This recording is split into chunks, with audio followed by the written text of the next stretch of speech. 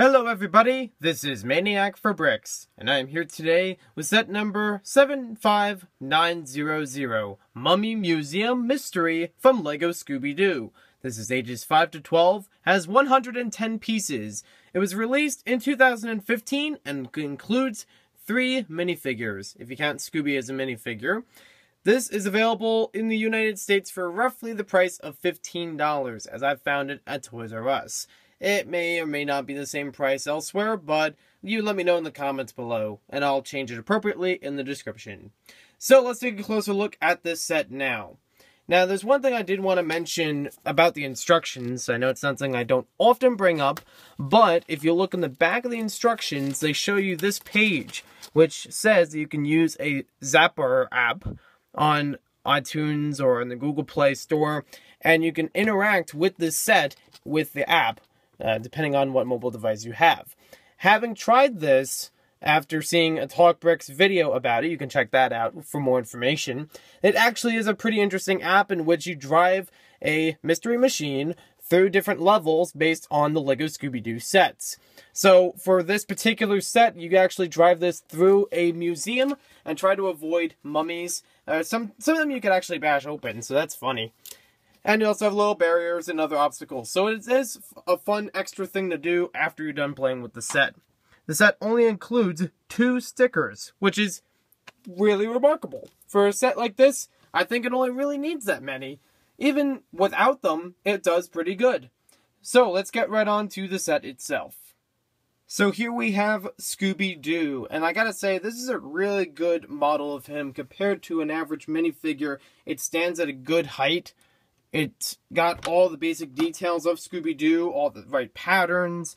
It's a really well done mold. This is the version of Scooby-Doo in which it looks like he's walking. You kind of a basic pose for Scooby, or maybe he's pointing with his front paw, or maybe he's holding something with it, maybe holding a sandwich. And I'd have to say, if you want just a plain version of Scooby without any special characteristics, this is the one you're looking for. And to get it in this set is pretty nice. Now on him, we do have a stud attachment, so you can attach a figure on top or any other LEGO pieces usually fit on there. You do have a little bit of attachment on the tail as well, but it is a little bit of a flexible piece, so you kind of get that feeling that maybe he's running and someone's trying to catch along with him. Well, that's up to you for how you play with it. And you can also turn the head 360 degrees. In the bag, it's actually separated as 2 separate parts. Don't be worried about that. You can put them together. And it's also in its own individual bag compared to the other pieces, which are in, I think, like 2 or 3 other plastic bags. But a very nice looking Scooby-Doo. Like, wow, man, we got Shaggy in this set. Alright, bad impression aside, here we have a look at Shaggy, a basic variation of him that we see in a lot of the other Scooby-Doo sets. He's got plain dark red pants. He's got the usual shirt that's in lime green. He's also got the sleeves, which are very nice for him. The head mold for him is new, as far as, you know, the hair, I mean. And also the face for him is new, as well as the shirt itself.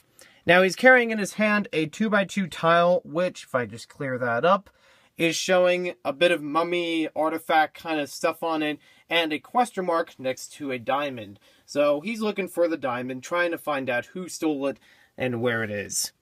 Now, I like the face on him right here as just a generic Shaggy face. Like, anything you could use it for, it'll work well. But we also have an alternate face on the back. And you can see him getting real scared. Maybe he just found the mummy, or maybe he saw the tomb rising up. We'll see that later in the set as well.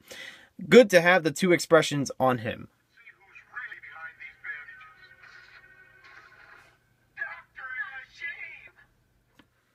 bandages. Doctor, And last but not least, we have the mummy itself. I mean, it's a mummy set, you gotta have the mummy.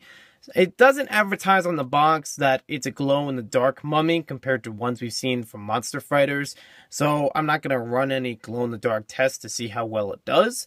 But I do really like the design of this one. It's got your basic wraps, which, you know, every mummy needs to have, and maybe some may not pay attention to for detail, but it does look pretty nice overall. In my opinion, it's It's well done. It has even a few little stains on some of it, so it has some intricate details as well.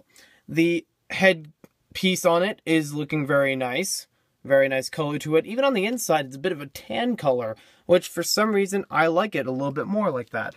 Now, as we look at him, you can see his face more clearly, or should I say, now we see his face more clearly.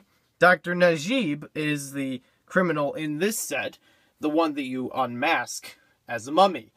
Now, you can watch the episode separately to see why he's after the treasures in the set. I'm not going to spoil that for you, but there you have it, the mummy. So after looking at the minifigures, let's take a look at the set by itself. We basically have a small exhibit at a museum, and this is supposed to harken back to an early episode of Scooby-Doo, Where Are You? Back in 1969. It was an episode called Scooby-Doo and a Mummy 2, basically centering around some missing artifacts in a museum, and the mummy is supposedly after them. So they do a bit of altercation from that scene, from that episode of Scooby-Doo. For example, in here, one of our play features, that's where we have the hidden treasure. Just shake these out. We have some blue, green, and red diamond or jewelry. It is different from the episode because in the episode they had a golden coin, and I could see why they changed that. It's a little more appealing for a treasure in the set context. I mean, if you had a gold coin, it would have been looking like that.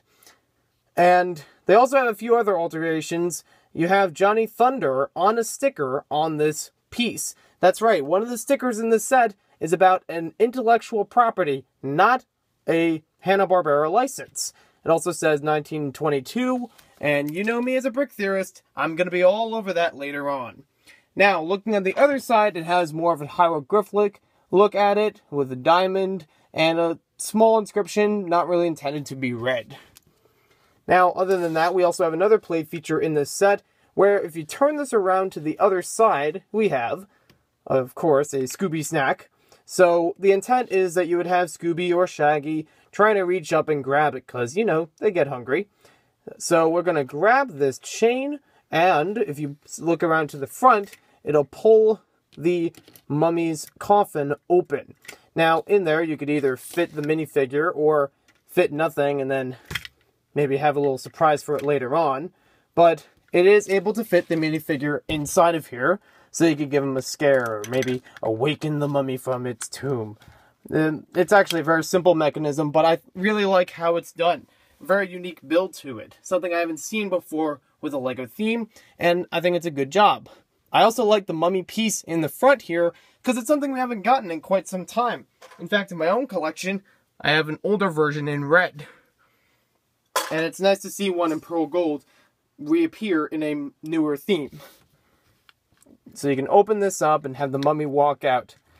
And now in the episode, as you may have seen with the minifigure, it was Dr. Najib who was the mummy after all. And that is accurate in my opinion in the way he looks on here. So, in my opinion, this actually does pretty well compared to the episode. It has the basic look of a museum, of an exhibit. The mummy is crawling out of it. You know, Dr. Najib is appropriately shown here. It covers just about everything, but has a little bit more play features to it. So it makes it more appealing as a smaller set. In my opinion, $15 might be a little bit much for this, but considering if you want to get just the figures from this, I think it's a good value. Because you get 3 figures in here, and if you try to get the figures on their own, they probably would run like $4 to $5 each, just because they're new and they're licensed. But I also like it because it's a nice way to get some interesting pieces. You get those nice stickers on it, the mummy piece is good, and you gotta love that sandwich. So, thank you for watching this video. Hope you guys enjoyed it. Be sure to check out some other LEGO Scooby-Doo sets that I've reviewed or will be reviewing soon. And also, be sure to check out some that other people have reviewed on YouTube. I know my friend A-Fall-Man has reviewed a couple of them, so check them out there as well. Thanks for watching, and we'll see you next time with more LEGO videos.